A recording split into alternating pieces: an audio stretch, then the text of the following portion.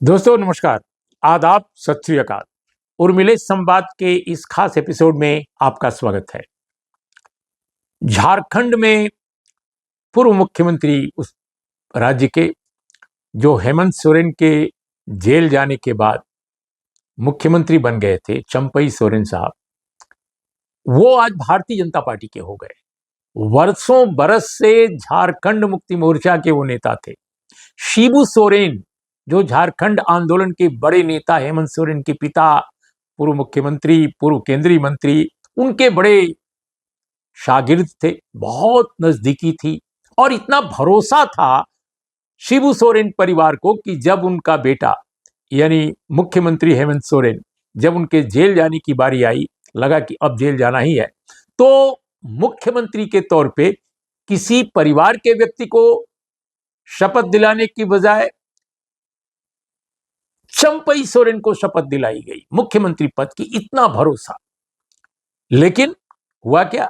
हुआ ये कि वो जैसे ही हेमंत सोरेन आए, उनके बारे में बहुत सारी कहानियां पहले से चल रही थी चंपई सोरेन के बारे में कि उनके मुख्यमंत्रित्व काल में कुछ ऐसे लोग हैं जो काफी जिनका वेस्टेड इंटरेस्ट काफी बढ़ गया है और वो तरह तरह की हरकतें कर रहे हैं, जिससे कि अगले चुनाव में काफी समस्याएं आ सकती हैं। तो जब ये सब चला तो उन्होंने इसको कोशिश की कि हम सत्ता जल्दी से जल्दी संभाल कर और चुनाव की जो तैयारी है उसको तेज कर दें, और हेमंत सोरेन ने यही किया।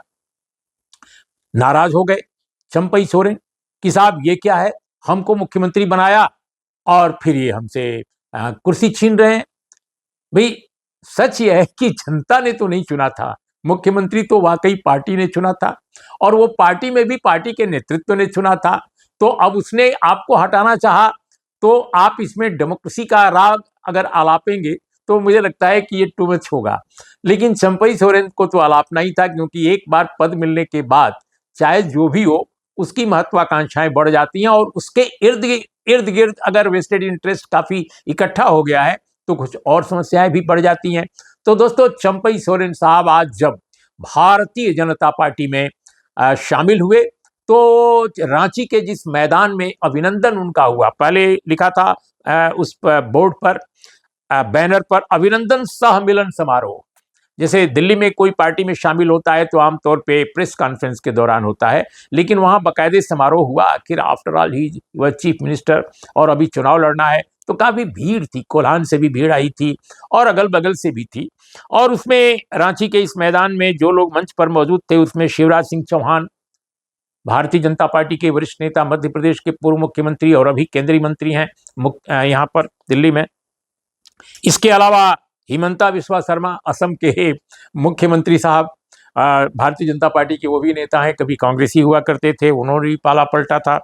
तो ये लोग थे। बाबूलाल मरांडी, पूर्व मुख्यमंत्री, और वो भी भारतीय जनता पार्टी से होते छोड़ करके दूसरी पार्टियों में गए और फिर अपनी पार्टी भी बनाई और फिर बीजेपी में है। तो ये सब लोग मौजूद थे मंच पर चंपई सोरेन जी के साथ। तो दोस्तों, यही आज की एक बड़ी घटना है, खासकर उत्तर प्रदेश से बाहर यानी बिहार का देखा जाए, झारखंड का देखा जाए तो बिहार झारखंड के लिए बहुत बड़ी खबर है। भले ही ये झारखंड की खबर हो, लेकिन झारखंड तो आफ्टर ऑल बिहार से टूट कर बना है, इसलिए बिहार की राजनीति पर भी इसका कमोबेश असर पड़ता है, क्योंकि बहुत सारे हल्के बिहार से बिल्कुल लगे हुए हैं और वहां की सियासत, बिहार की सियासत झारखंड को प्रभावित करती है, झारखंड की सियासत कुछ हल्कों में बिहार को प्रभावित भी करने की कोशिश करती है। तो ये है। लेकिन ये जो घटनाक्रम है झारखंड का, इसको लेकर तरह तरह की अटकलें लगाई जा रही हैं। और इसके पहले दोस्तों, एक बात और बहुत महत्वपूर्ण है कि चंपई सोरेन बीजेपी में शामिल होने से पहले, कुछ ही दिन पहले, लगातार अलग अलग ढंग का बयान दे रहे थे। वो एक यात्रा भी उन्होंने की दिल्ली की, लेकिन उसमें सुना कि वो केवल चश्मा बदलवाने गए थे, तो वाकई चश्मा तो उनका बदल गया। चश्मा इस प्रकार बदला कि वो पहली दफा ये कहने लगे कि कोल्हान में हमारा जो इलाका है, उनके इलाके को कोल्हान कहते हैं, जिसमें 3 प्रमुख जिले हैं, पूर्वी सिंहभूम है, पश्चिमी सिंहभूम है, सरायकेला है। तो इन इलाकों में उनका कहना था कि काफी मुसलमान बाहर से आ गए हैं और वो बांग्लादेशी मुसलमानों की भी बात करने लगे। चंपई सोरेन पहले कभी ये शिकायत नहीं करते थे, लेकिन जब से बीजेपी में ज्वाइन करने से पहले की बात मैं कह रहा हूं, जब से वो दिल्ली चश्मा बदलवाने गए और उनका चश्मा सब सचमुच बदल गया, उनके देखने का नजरिया बदल गया और उन्होंने कहा कि हमारे इलाके में काफी मुस्लिम लोग आ गए हैं और जो हमारे आदिवासियों की जमीनें और संपत्ति को एक तरह से हस्तगत कर रहे हैं, नुकसान पहुंचा रहे हैं। ये सब चिंताएं अपनी जाहिर की और आप बाद में भी वो बोलने लगे। तो एक तो ये पहलू उनके नजरिए में आया बदलाव की, मैंने चर्चा की। दूसरी बात, लोग कह रहे हैं कि भाई जो चुनौतियां जेएमएम को आई हैं, खासकर कोलान क्षेत्र में जहां 14 सीटें हैं, 14 सीटों वाला इलाका है वो, और जैसा मैंने बताया कि पूर्वी सिंहभूम, सरायकेला और पश्चिम भूम, 3 ये प्रमुख जिले हैं और इसमें 14 में 11 सीटों पर पिछली बार जेएमएम जीती थी और 1 सीट पर कांग्रेस जीती थी, 1 सीट पर सरजू राय जीते थे जो प्रो बीजेपी जरूर थे लेकिन निर्दलीय वो चुनाव जीते थे। उन्होंने मुख्यमंत्री रहे रघुवर दास को चुनाव हरा दिया। अभी वो जेडीयू के साथ चले गए हैं। नीतीश कुमार जी के वो बहुत व्यक्तिगत मित्र हैं, बहुत अच्छे मित्र हैं और बहुत ही शालीन और समझदार नेता हैं। भारतीय जनता पार्टी में वो रहे जरूर हैं लेकिन आमतौर पे वो पॉलिटिक्स जो है वो जेडीयू के आसपास वाली राजनीति करते हैं। तो वो भी जीते थे।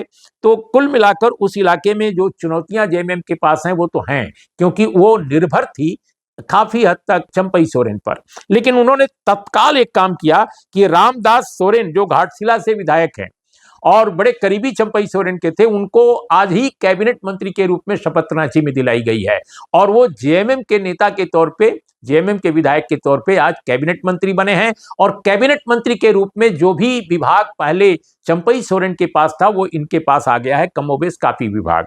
तो ये रामदास सोरेन की अगुवाई में या उनके नेतृत्व में, उनके मार्गदर्शन में ऐसा लगता है कि जेएमएम चाहेगी कि कोल्हान क्षेत्र में वो चुनौती जो इनके हटने से हुई है चंपई सोरेन के, उसको वो उसका मुकाबला करे। दोस्तों, हमारे साथ विष्णु रजगढ़िया हैं जो रांची से वरिष्ठ पत्रकार हैं रांची में, और वो प्रभात खबर में रहे हैं, प्रोफेसर भी रहे हैं मास कम्युनिकेशन के। विष्णु जी, आपसे मैं जानना चाहूंगा कि ये जो चंपई सोरेन के बीजेपी में जाने से जो जेएमएम के सामने संकट पैदा हुआ है, वो आप उसको कैसे देखते हैं? और बीजेपी में जो आए हैं चंपई सोरेन, क्या इससे बीजेपी को जितना लाभ होगा थोड़ा बहुत घाटा भी होगा या नहीं होगा? आप कैसे देखते हैं इस पूरे मामले को? जो बीजेपी ने इस तरह का एक आज बड़ा सा विज्ञापन दे करके अखबारों में, जिसमें कि झारखंड को घुसपैठियों, दलालों, भ्रष्ट अफसरों और परिवारवादी ताकतों से मुक्त कराने को लेकर चंपई सोरेन को जो बीजेपी में शामिल कराया है, इसका बीजेपी को कितना फायदा होगा और जेएमएम को इसका क्या नुकसान होगा, इस पर लगातार चर्चा हो रही है। कहा जा रहा है कि जेएमएम से छोड़ करके जो लोग भी पहले गए हैं, उनकी अपनी अलग से कोई राजनीतिक हैसियत नहीं रह गई। जैसा कि याद होगा, सूरज मंडल एक समय काफ़ी बड़े नेता थे जेएमएम के, शिबू सोरेन के बाद सेकंड नंबर के वो नेता थे और सारे जो पॉलिटिकल बड़े जो डिसीजंस थे वो सारे सूरज मंडल ही करते थे। लेकिन जेएमएम को छोड़ने के बाद में उनकी राजनीति आगे नहीं चल पाई। उसी तरह से एक बड़े नेता स्टीफन ब्रांडे, वो जेएमएम छोड़ करके एक बार निकले थे लेकिन वापस उनको जेएमएम में आना पड़ा। हेमलाल मुर्मू के साथ भी वही बात है। अभी जो लोकसभा चुनाव के समय सीता सोरेन, जो कि जेएमएम जो हेमंत सोरेन की भाभी हैं, दुर्गा सोरेन की पत्नी, वो जब बीजेपी में चली गई तो उनको भी दुमका लोकसभा सीट से वो नहीं जीत पाई और गीता कोड़ा भी नहीं जीत पाई और इनको वहाँ अंदर में भीतरघात का सामना करना पड़ा। जेएमएम छोड़ करके बीजेपी में गए हुए लोगों को बीजेपी के लोग कितना अंदर में अपने साथ में आत्मसात करेंगे, ये सवाल बना हुआ था। और जो हेमंत सोरेन को जिस तरह से गिरफ्तार किया गया, उसको भ्रष्टाचार का आरोप लगा, लेकिन जो आदिवासी जो समाज है और जो जेएमएम का, शिबू सोरेन का जो जनाधार है, उसे ऐसा नहीं लगता है कि ये कोई भ्रष्टाचार का मामला। उसे लगता है कि ये केंद्र सरकार के द्वारा जानबूझ करके इनको परेशान किया जा रहा है और इसलिए वो सहानुभूति मिली। और झारखंड की जो 5 आदिवासी सीटें हैं, 5 आदिवासी सीटों के ऊपर में लोकसभा में जेएमएम को बहुमत मिला।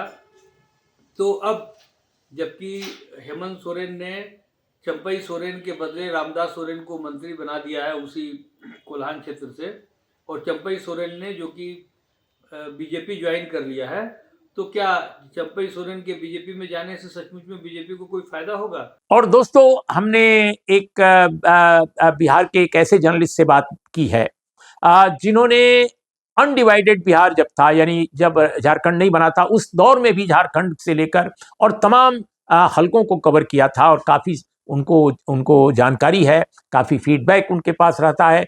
वो हैं हेमंत कुमार। हेमंत कुमार बहुत वरिष्ठ पत्रकार हैं, हिंदुस्तान जैसे अखबारों में काम कर चुके हैं, उनकी अपनी वेबसाइट है, अपना यूट्यूब चैनल है। हेमंत जी, आप को क्या लगता है कि जो चंपई सोरेन का ये घटनाक्रम है बीजेपी में जाने का, आप कैसे देखते हैं इसको, इसका क्या असर पड़ेगा? जी, झारखंड की राजनीति फिलहाल बहुत ही दिलचस्प मोड़ पर है। चंपई सोरेन ने आज बीजेपी की सदस्यता ग्रहण कर ली। दूसरी ओर रामदास सोरेन को हेमंत सोरेन की सरकार में कैबिनेट मंत्री बना दिया गया है। रामदास सोरेन उसी इलाके से आते हैं जिस इलाके से चंपई सोरेन आते हैं, तो माना जा रहा है कि जो चंपई सोरेन के उधर जाने से जो नुकसान होने की आशंका है, उसकी भरपाई करने के लिए रामदास सोरेन को हेमंत सोरेन की सरकार में कैबिनेट मंत्री बनाया गया है। एक बात ये है कि जो चंपई सोरेन है वो उनको जब बीजेपी में लाने की बातचीत चल रही थी, तो उस समय ये खबरें आ रही थी कि जो बीजेपी के प्रदेश अध्यक्ष हैं बाबूलाल मरांडी, जो झारखंड के पूर्व मुख्यमंत्री भी हैं, और झारखंड में बीजेपी से पंगा होने के बाद वो लगभग 18 सालों तक पार्टी से अलग रहे थे। 2020 में उनकी वापसी हुई थी, तो वहाँ चर्चा थी कि बाबूलाल मरांडी चंपई सोरेन के भाजपा में आने से खुश नहीं हैं, और इसकी वजह बताई जा रही थी कि पार्टी के भीतर में एक धड़ा है जो चाहता है कि चंपई सोरेन को मुख्यमंत्री फेस के रूप में पेश किया जाए। लेकिन मुझे लगता है कि इस बात में उतना दम नहीं है कि उनको मुख्यमंत्री फेस के रूप में पेश किया जाएगा, क्योंकि चंपई सोरेन को लेकर के जिस तरह से हाइप क्रिएट किया गया था, उससे ये लग रहा था कि चंपई सोरेन के इधर आते ही हेमंत सोरेन की सरकार गिर जाएगी, लेकिन ऐसा हुआ नहीं। हुआ ये कि चंपई सोरेन जब पहली बार झारखंड से, रांची से जब दिल्ली आए तो बिल्कुल अकेले थे। उस समय कहा जा रहा था कि उनके साथ कई विधायक आ रहे हैं, लेकिन कोई नहीं आया, और उन्होंने अपने आप को जस्टिफाई करने के लिए, अपनी यात्रा को जस्टिफाई करने के लिए कहा था कि मैं तो चश्मा बनवाने के लिए आया हूँ। लेकिन उन्होंने कौन सा चश्मा बनवाया वो तो दिखा नहीं, क्योंकि वो चश्मा पहने हुए कभी दिखे ही नहीं। तो वो जब लौट करके गए और अंततः फिर अमित शाह से उनकी मुलाकात हुई, उसके बाद तब उनको आज पार्टी में ज्वाइन करवाया गया है। तो वो अकेले ही आए, तो वहाँ सरकार की सेहत पर इसका कोई असर नहीं पड़ा।